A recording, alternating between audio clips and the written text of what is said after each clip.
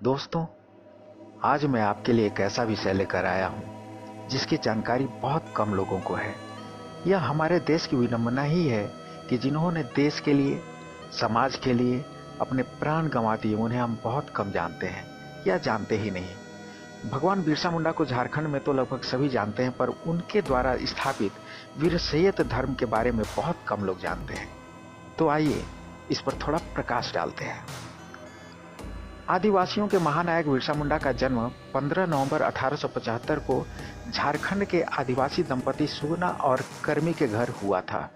भारतीय इतिहास में बिरसा मुंडा एक ऐसे नायक थे जिन्होंने भारत के झारखंड में अपने क्रांतिकारी चिंतन से 19वीं शताब्दी के उत्तरार्ध में आदिवासी समाज की दशा और दिशा बदलकर नवीन सामाजिक और राजनीतिक युग का सूत्रपात किया।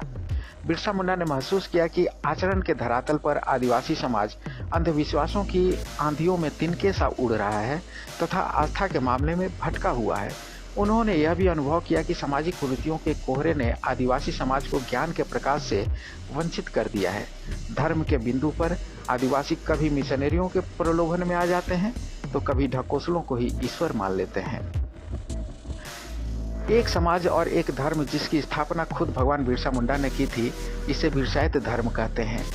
वीरशैव धर्म मानने वालों के लिए गुरुवार के दिन बहुत महत्व है। भारतीय प्रशासनिक सेवा के अधिकारी रहे कुमार सुरेश सिंह ने बिरसा मुंडा पर एक शोध आधारित पुस्तक लिखी थी, बिरसा मुंडा और उनका आंदोलन। पुस्तक के मुताबिक सन 1895 में बिरसा मुंडा ने अपने धर्म प्रचार के लिए 12 शिष्यों को नियुक्त किया।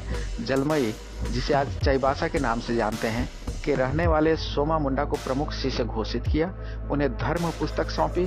वीरशैव धर्म को मानने वाले लोग गुदड़ी प्रखंड के देवा, लामडार, डिंडापाई, उरुडिंग, कायोम, गिरू, लुम्बई समेत बंद गांव प्रखंड के कई गांवों में भी वीरशैव रहते हैं। इसे मानने वालों की संख्या हजारों तक में सीमित है और विडंबना यह है कि दिनों दिन इनकी संख्या कम भी हो रही है। वीरशैव धर्म में भी उनकी पूरी आस्था है। वे आज तकरीबन 100 सालों में भी उन नियमों का कठोरता से पालन कर रहे हैं जो कभी भगवान ने उनके लिए बनाए थे। वीरशैव धर्म का पालन करना बहुत कठिन है। मांस, मदिरा, खैनी, बीड़ी को वीरशैव कभी भी हाथ नहीं लगाते हैं। बाजार का बना कुछ नहीं खाते हैं, किसी दूसरे के घर का भी नहीं खाते हैं। गुरुवार के दिन फूल, पत्ती, दातुन नहीं तोड़ते हैं, यहाँ तक कि खेतों के लिए हल भी नहीं चलाते हैं। कपड़ों में केवल उजले रंग का सूती कपड़ा इस्तेमाल करते हैं। वीरशैव धर्म में पूजा के लिए फूल, प्रसाद, दक्षिणा, अगरबत्ती, चंदा आदि किसी भी चीज के इस्तेमाल की सख्त मनाही है। धर्म के अनुयायी केवल प्रकृति की पूजा करते हैं, गीत गाते हैं, जनेऊ पहनते हैं। कुछ लोग मानते हैं कि जब बिरसा मुंडा ने देखा कि आदिवासी परंपरा का उत्थान किसी भी तरह से नहीं हो रहा है, तब उन्होंने नया धर्म चलाकर प्रकृति के संरक्षण को स्थापित करने की कोशिश की।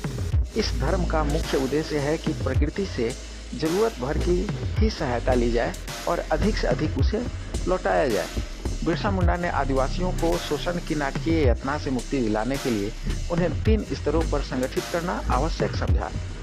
पहला तो सामाजिक स्तर पर, ताकि आदिवासी समाज अंधविश्वासों और ढकोसलों के चंगुल से छूटकर पाखंड के पिंजरे से बाहर आ सके। दूसरा था आर्थिक स्तर पर सुधार, ताकि आदिवासी समाज को जमींदारों और जागीरदारों का आर्थिक शोषण से मुक्त किया जा सके। तीसरा था राजनीतिक स्तर पर आदिवासियों को संगठित करना। बिरसा मुंडा सही मायने में पराक्रम और सामाजिक जागरण के धरातल पर तत्कालीन युग के एकलव्य और स्वामी विवेकानंद थे। बिरसा मुंडा की गणना महान देशभक्तों में की जाती है। ब्रिटिश हुकूमत ने इसे खतरे का संकेत समझकर बिरसा मुंडा को गिरफ्तार करके जेल में डाल दिया। वहां अंग्रेजों ने उन्हें धीमा जहर दिया था, जिस कारण वे 9 जून 1900 को शहीद हो गए। दोस्तों, आपको यह वीडियो कैसा लगा? अगर पसंद आया हो तो प्लीज़ इसे लाइक, शेयर एंड सब्सक्राइब कर दीजिएगा, ताकि मैं आपके लिए और भी ऐसे वीडियोस बनाऊं। धन्यवाद।